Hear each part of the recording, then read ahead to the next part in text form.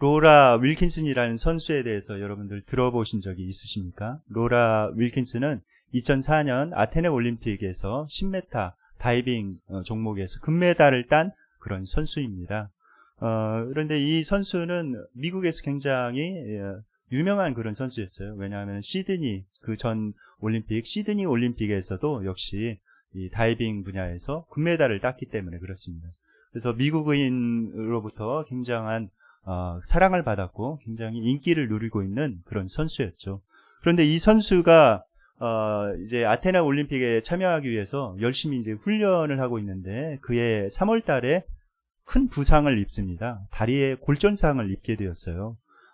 그런데 굉장히 그 부상이 커서 코치진들도 그렇고 주치의도 그렇고 올림픽에 참여가 불가능합니다라는 그런 판정을 받게 됐습니다. 전치 7주나 되는 그런 골전상을 이렇게 받게 되어서 도저히 그것을 이렇게 치료받고 또 재활훈련하고 이런 걸 생각하면은 도저히 올림픽에 참여할 수 없다는 그런 판정을 받게 되었습니다. 보통 사람 같으면 굉장히 낙담해서 있었겠죠. 낙담해서 자기의 신세를 한탄하며 있었을 텐데 이 선수는 그렇지 않았습니다. 이 선수는 나중에 당당하게 그 올림픽에 이렇게 참여를 해가지고 이렇게 금메달을 따게 돼요. 바로 이 선수인데 이 선수가 그렇게 금메달을 따게 된 그런 주요한 그런 것 이유는 무엇인가? 이 선수는 아주 신실한 그런 신앙인이었습니다. 그래서 빌립보서 4장 13절 내게 능력 주신 자는 내가 모든 것을 할 수 있느니라 그 말씀을 되뇌이면서 자기를 추스렸다고 그래요. 하나님을 의지하고 최선을 다하게 되었다는 것입니다. 실제 이 경기 장면을 제가 찾아서 이렇게 보니까 굉장히 중국 선수들이 굉장히 앞서가고 있었습니다. 50점이나 이렇게 앞서가고 있었는데 굉장히 그렇게 되면은 굉장히 이렇게 떨리지 않습니까? 자기가 잘 이렇게 해야 되는데. 그런데 이 선수가 정말 이게 뜀틀에서 딱 서서 정말 이 말씀을 암송을 하더라고요. 내게 능력 주시는 자 안에서 내가 모든 것을 할 수 있느니라.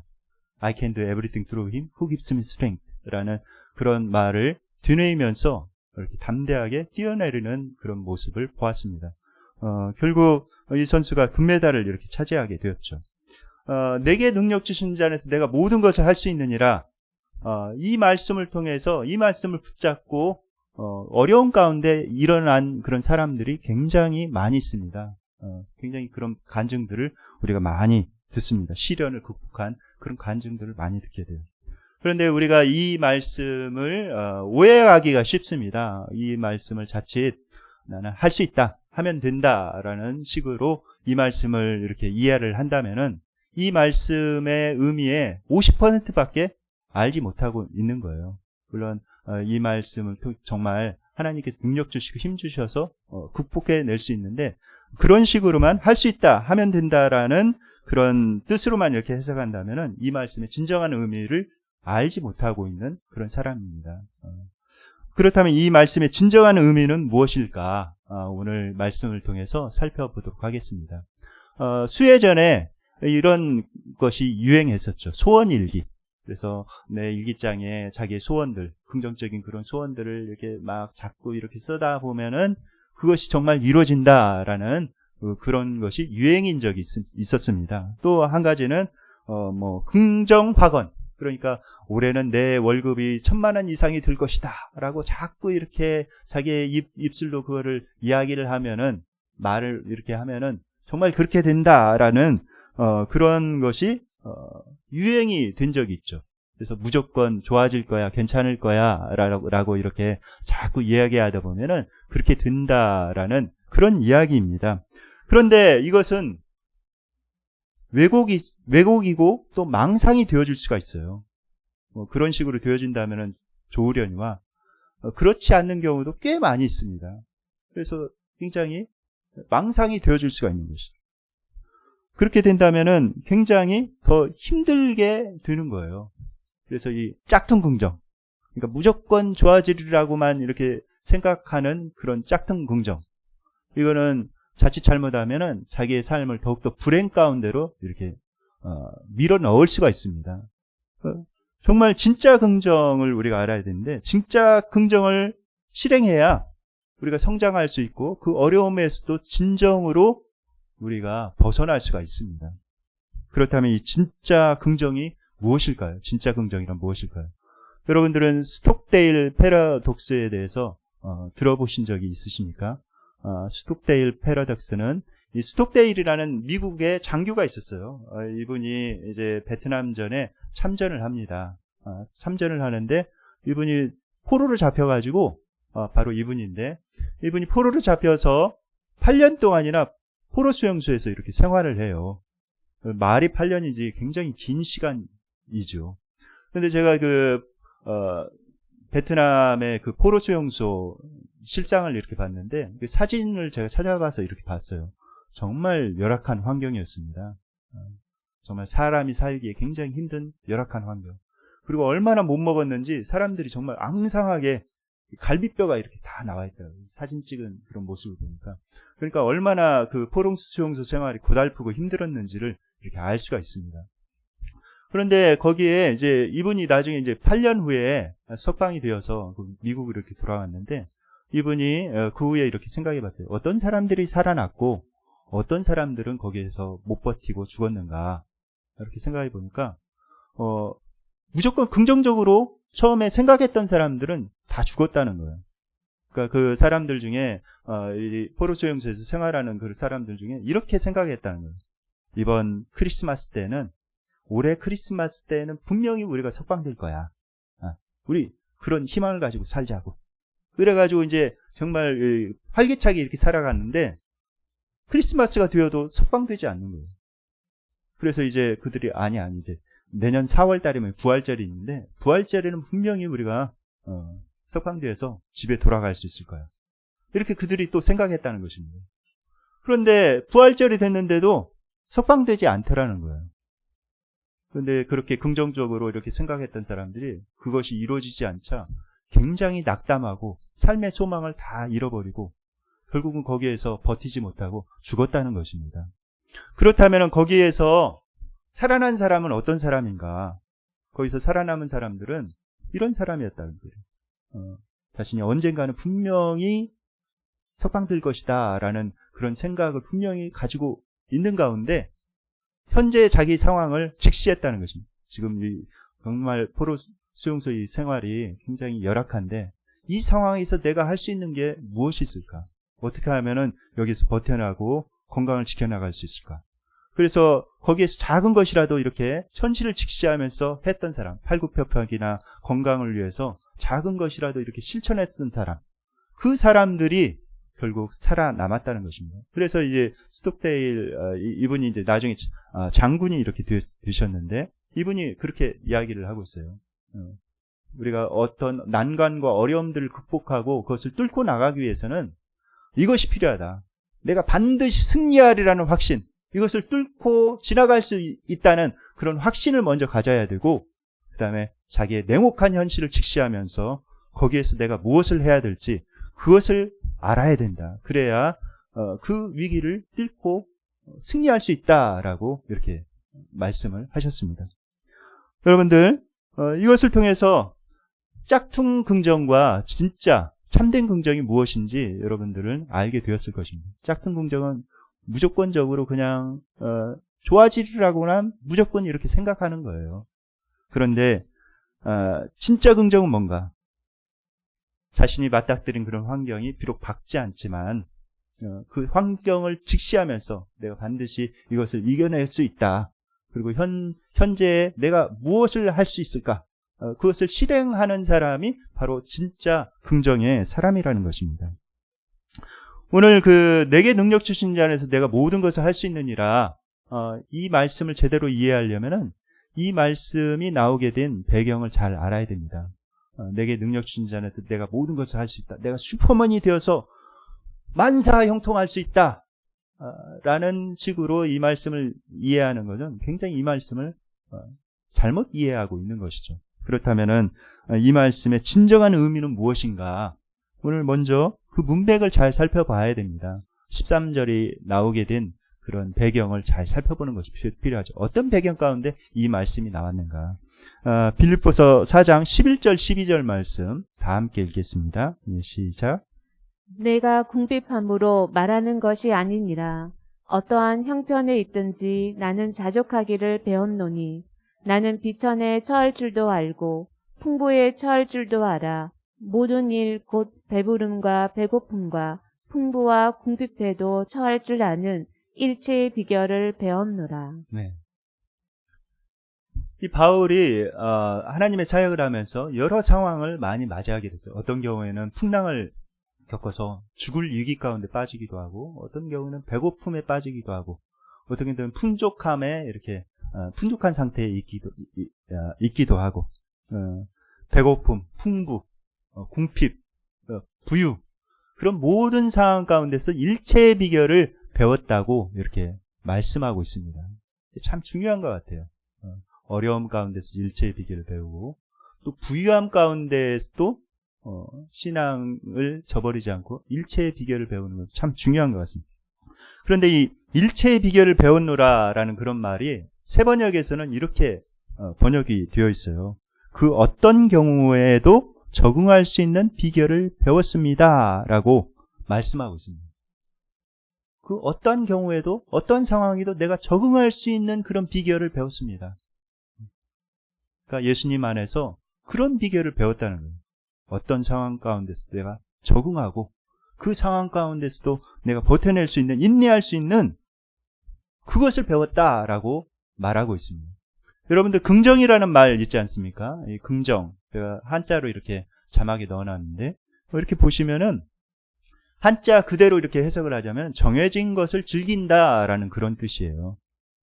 그리고 이 사전적으로 그 의미를 찾아보면은 네이버에 이렇게 검색을 해보면 이렇게 나옵니다. 그러하다고 생각하여 옳다고 인정함. 그러니까 이 긍정이라는 말 가운데는 뭐 좋게 생각한다 이런 뜻이 없어요. 실제로는 그것을 삶을 있는 그대로 이렇게 받아들이는 것을 의미하고 있습니다. 그것을 그대로 있는 그대로를 이렇게 내가 수용하는 것. 그것이 긍정이라는 거예요. 그러니까 우리가 무조건 좋게 보는 것을 긍정으로 이렇게 생각해서는 안 됩니다. 진짜 긍정은 무엇인가? 있는 그대로를 내가 수용할 줄 아는 것. 그것이 진짜 긍정인 거예요. 우리 인간관계에서도 이것이 참 중요한 것 같습니다. 특별히 사춘기에 있는 자녀들을 이렇게 키울 때는 이게 참 중요한 것 같아요.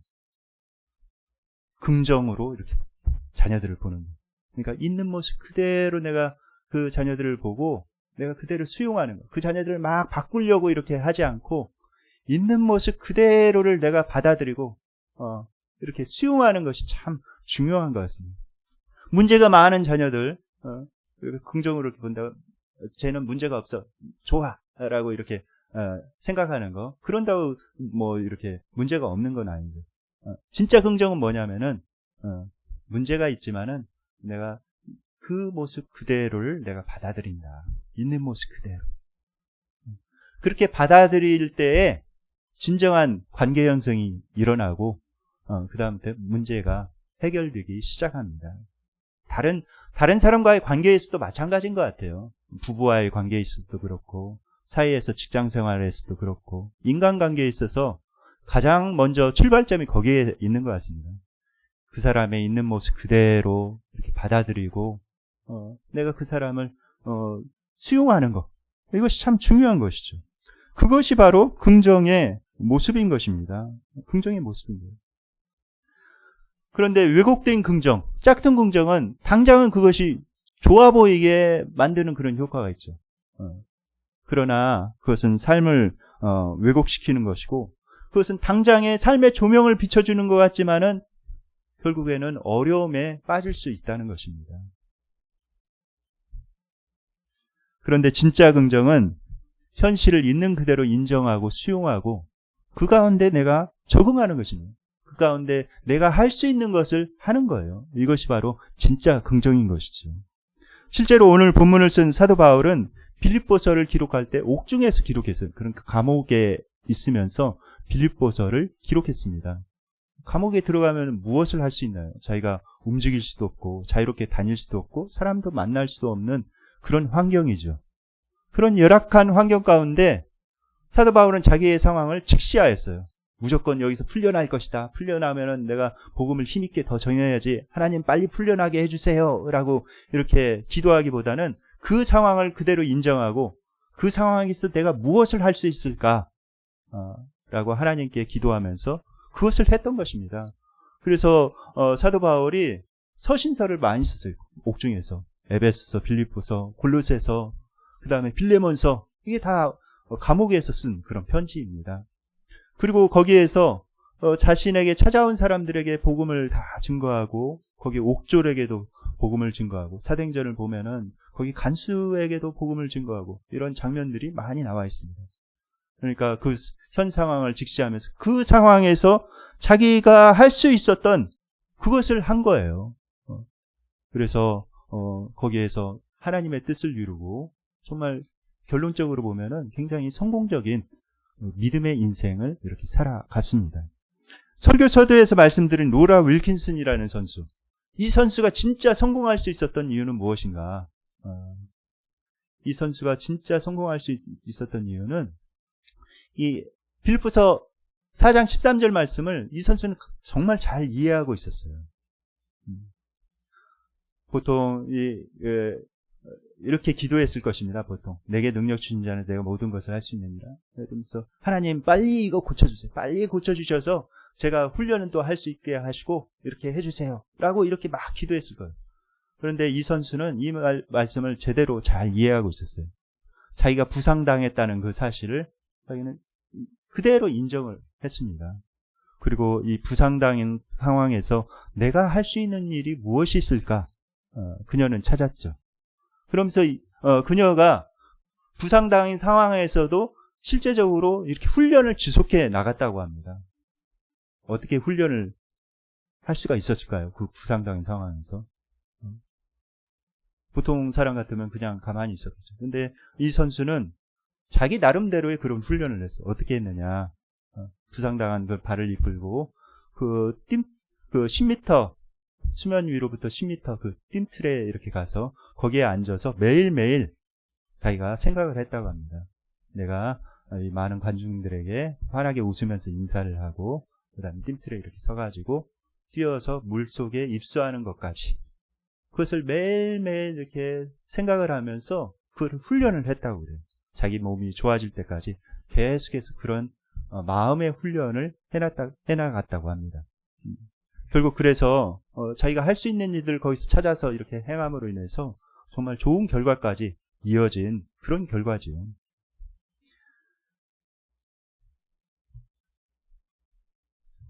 빌립보서 4장 13절. 바울이 궁핍과 풍부, 비천과 아주 좋은 상황 가운데서 일체의 비결을 배운 이유는 무엇인가? 오늘 그 비결에 대해서 말씀하고 있죠. 빌립보서 4장 13절 말씀을 다시 한번 읽겠습니다. 시작. 내게 능력 주시는 자 안에서 내가 모든 것을 할 수 있느니라. 네. 바울이 그렇게 감당할 수 있었던 것은 내게 능력 주신 자 안에서라고 이렇게 말씀하고 있습니다. 그 비결은 내게 능력 주신 자 안에서 내가 한 것이다. 예수님 안에서. 예수님께서 능력 주시니까 내가 할 수 있었다. 하나님의 은혜가 있어야 돼요. 하나님의 능력이 있어야 됩니다. 하늘의 능력을 우리가 구해야 돼요. 내 능력으로만 이렇게 살아가려고 하지 말고 인생을 하늘의 능력을 달라고 우리가 간절히 기도해야 됩니다. 그럴 때 정말 하늘의 능력을 덧입어서 내 문제를 이겨나갈 수가 있는 것이죠. 또 한 가지는 예수 그리스도 안에서 예수님을 잘 생각하라는 것입니다. 예수님 안에서 그것을 이겨나갈 수 있다는 것이에요. 제가 대학교 다닐 때 일본 단기 선교를 간 적이 있습니다. 제가 이제 그때는 일반 대학교에 다니고 있었는데 대학교 3학년 때에 제가 몸담고 있던 선교회에서 일본 단기 선교를 이렇게 계획하고 있었어요. 그때 당시에 이제 출국하기도 굉장히 어려운 그런 상황이었는데 굉장히 뭐 출국 심사라든지 여러 가지 거쳐야 될 게 많이 있었는데 굉장히 이렇게 큰 마음 먹고 선교회에서 단기 선교를 계획한 것입니다. 그런데 이제 그 단기 선교를 하려면 비용을 이렇게 마련을 해야 되죠. 그때 당시에 제가 아르바이트를 하면서 대학교 다니면서 이렇게 생활비를 이렇게 벌어서 생활을 이렇게 했었는데 딱 맞았어요. 그러니까 한 달 생활할 수 있는 그런 비용이 아르바이트를 하면서 딱 이렇게 맞았습니다. 그래서 남지도 않고 모자라지도 않고 그런 상황으로 이렇게 살고 있었는데, 근데 이제 단기 선교를 가야 되니까 많은 비용이 이렇게 필요한 거예요. 그래가지고 이제 아르바이트를 한 군데 더 늘린 것이죠. 한 군데 더 늘리고, 그래도 이게 비용을 더 마련해야 되니까 제가 이제 그때 당시에 10만 원짜리 고시원에 있었습니다. 근데 그때 당시 10만 원짜리가 제일 싼 고시원이었어요. 그 학교 주변에 제일 싼 고시원이었습니다. 그래서 한평 난짓한 그런 고시원이었고, 책상과 의자가 있었는데 의자를 올려야만 이렇게 누워서 겨우 잘 수 있는 그런 고시원이었습니다. 그런데 그 고시원을 더 싼 곳으로 옮겨야 되겠다 이렇게 생각이 들었어요. 그래서 이렇게 알아보니까 5만 원짜리가 있더라고요. 5만 원짜리. 근데 5만 원짜리 가서 보니까 굉장히 환경이 열악해요. 완전히 창고예요, 창고. 창고에 쾌쾌한 창고 냄새가 나고, 창고에다가 대충 이렇게 칸막이 해놓은 것입니다. 칸막이도 이렇게 천정까지 이렇게 닿게 해놓은 것이 아니라 중간에 사람 키만큼만 이렇게 올려가지고 이렇게 해놓고, 그러니까 다른 실에 있는 사람들의 소리도 다 들리고, 잠자면은 코 고는 소리도 다 들리고 이러는 거예요. 굉장히 어두컴컴하고, 뭐 에어컨은커녕 환기시설도 제대로 되어 있지 않아서, 그 다음에 뭐 선풍기도 없었고 굉장히 열악한 환경이었습니다. 근데 여름이 되니까 굉장히 무더운 거예요. 굉장히 무더워가지고 잠을 잘 수가 없었습니다. 그래가지고 정말 그런 처량한 마음을 안고 옥상으로 올라갔어요. 옥상에 올라가서 야, 정말 처량하다라는 그런 생각이 들면서 눈물이 핑 돌더라고요. 눈물이 핑 돌면서 한 가지 떠오르는 복음성가가 있었습니다. 그때 주찬양 3집에 이렇게 기록된 그런 곡을 제가 많이 듣고 있었는데, 그 찬양이 딱 생각나는 거예요. 마음이 괴롭고 어려울 때 주님, 예수님을 나 생각해요. 머리 둘 곳조차 없으시던, 혼자 기도하시던 주님 생각해요. 주님만 섬기며 따르기로 한 날. 이런 찬양이었습니다. 그러면서 이 찬양을 이렇게 부르면서 하나님의 말씀이 이렇게 떠오르더라고요. 누가복음 9장 58절 이렇게 말씀이었는데, 한번 다 함께 읽겠습니다. 예수께서 이르시되 여우도 굴이 있고 공중의 새도 집이 있으되 인자는 머리 둘 곳이 없도다 하시고, 이 말씀이 딱 떠오르더라고요. 나는 그래도 머리 둘 곳이라도 있지, 이렇게 누워 있을 곳이라도 있는데, 예수님께서는 정말 그러셨더라고요. 집도 없이 그냥 복음을 전하시다가 들판에서 누워서 자기도 하시고, 산에서 주무시기도 하시고, 또 이동하는 배에서 이렇게 피곤하셔서 잠깐 이렇게 주무시기도 하시고, 정말 예수님께서는 머리 둘 곳도 없이 이렇게 살아가셨구나. 그 예수님의 그런 희생, 나를 구원하시기 위해서 실제적인 어떤 값을 치르셨는가, 그것이 딱 와 닿았습니다. 몸으로 정말 느끼게 되었어요. 예수님께서 나를 구원하시기 위해서 이 땅에 내려오셔서 이처럼 큰 희생을 치르셨구나. 그 예수님을 생각하는데 그 다음부터는 정말 힘들지 않더라고요. 그 다음부터는 처량한 생각도 안 들고, 예수님께서 나를 위해서, 예수님께서는 뭐 잠자리도 없으셨는데 나는 이 잠자리도 있고 감사하다. 그래도 이렇게 쉴 수 있는 공간이 있고, 그래서 감사한 마음으로 거기에 지낼 수 있었고, 또 단기 선교도 은혜 가운데 이렇게 잘 다녀올 수가 있었습니다. 우리가 예수님을 묵상하면 예수님 안에서 모든 것을 이겨나갈 수가 있어요. 예수님 안에서. 예수님의 십자가를 여러분들 기억하시기 바랍니다. 골고다를 기억하시기 바랍니다. 그 예수님의 십자가와 골고다를 묵상하면은 거기에서 무한한 힘이 나옵니다. 신기하게도 무한한 힘이 나오고, 그런 내 힘든 상황을 버텨나갈 수 있는, 이겨나갈 수 있는 그런 놀라운 능력이 생겨요. 참 이것이 신앙의 신비입니다. 신앙의 신비예요. 그런 힘을 받으려면 어떻게 해야 되는가? 나 혼자만의 그런 시간을 잘 확보해서 갖는 것이 필요해요. 예수님을 바라보는 시간, 또 예수님 안에서 자기의 삶을 조망하면서 자기를 성찰하는 그런 시간들이 반드시 필요합니다. 그런 장소, 시간을 잘 마련해야 돼요. 때로는 내가 산책하면서 그런 시간을 가질 수가 있어요. 저도 이제 산책하면서 그런 시간들을 이렇게 갔는데, 저녁 때 이제 저녁밥 먹고 이렇게 나오면은 사람들이 별로 없더라고요. 아파트 단지나 이런 공원이나 이렇게 혼자 산책하면서 하나님께 기도하기도 하고, 또 하나님께서 저에게 무엇을 말씀하시는지 이렇게 하는데, 그걸 듣는 그런 시간을 갖는데 정말 좋은 것 같아요.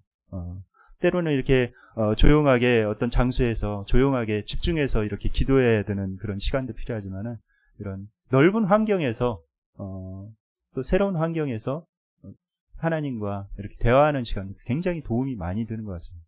어쨌든 자신에게 맞는 그런 것을 잘 이렇게 확보를 해서 하나님과 조용한 그런 시간을 갖는 것이 정말 필요합니다. 그리고 내가 현재 내 상황에서 내가 할 수 있는 것이 무엇인가라는 것을 잘 이렇게 살펴보고 그것을 행동화하는 것이 굉장히 중요합니다. 카톨릭 대학교의 최정호 교수님이라고 계십니다. 이분이 정신의학과 교수님이세요. 이분이 이제 이런 얘기를 하셨어요. 많은 사람들이 불안과 무기력에, 우울증에 이렇게 빠지는 이유가 있습니다. 그 이유 중에 하나는 무엇이냐면은 사람들이 어떤 큰 일을 하려고 하니까 그렇습니다. 자기의 어떤 상황을 보면서 나는 이런 일들을 해야 되겠다.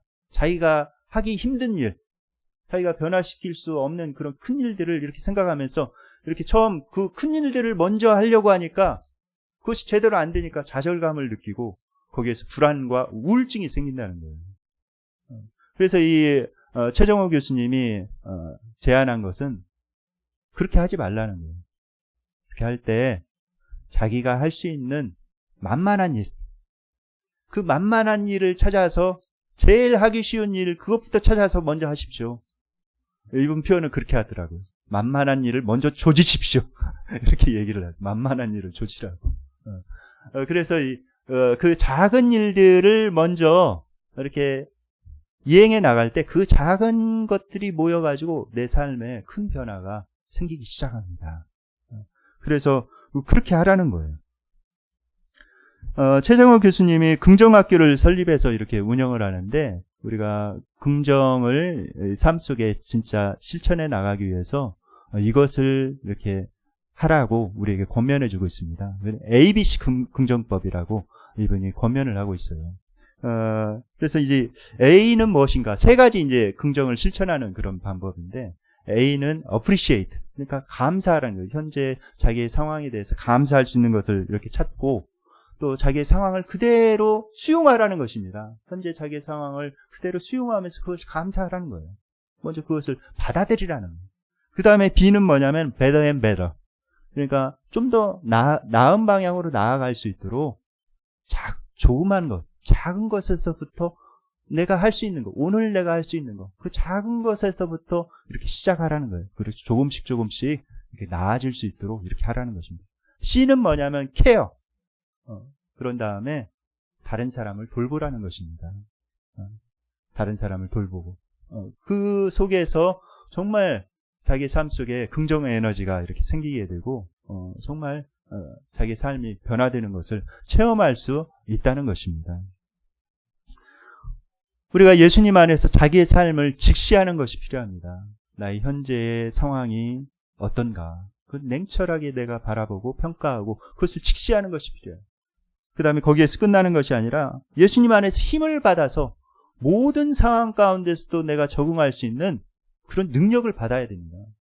그래서 예수님께 그런 능력을 받아야 돼요.